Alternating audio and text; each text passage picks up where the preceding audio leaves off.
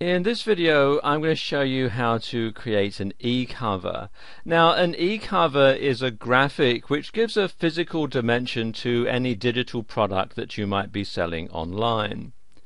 To create eCovers I use Adobe Photoshop CS2, which is an older version of Photoshop, but if you have a more recent version then what I'm going to show you here will work just as well.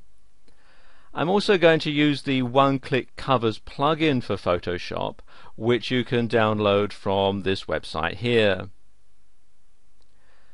And once you've installed the one-click covers, they'll appear here in the Actions tab in Photoshop.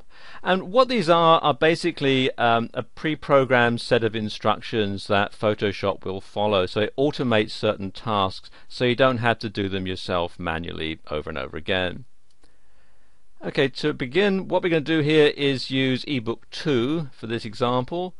So the first thing to do is select the start line here and then press on the play button, which you'll find down at the bottom here. So press on play and you see this opens up the basic eCover shape.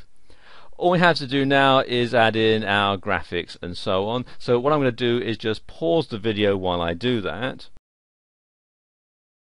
Okay, I've put in some simple graphics here and I've also saved it as a Photoshop PSD file. You see here I've called it fantasticcover.psd, and I always save my eCovers as a PSD file when they're at this stage, when they're in this flat stage.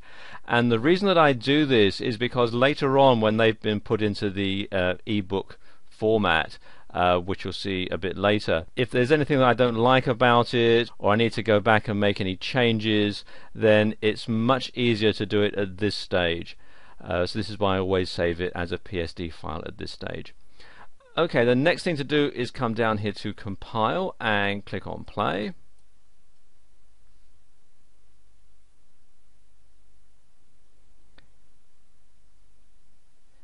And you see Photoshop does all the work in the background to turn it into an eCover like this. And then finally what I need to do is come here to finish and again click on play, and that trims it down to the correct size.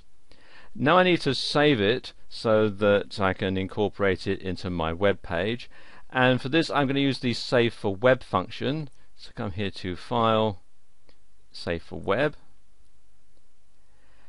and this enables you to save it in all sorts of different formats. You can save it as a JPEG or a PNG file and some others as well, and there are also some presets that you'll find here.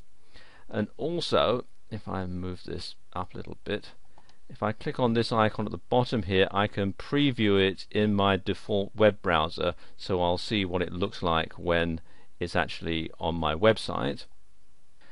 And there we go, that doesn't look too bad, so I'll now go ahead and shut this window and save it to my hard drive.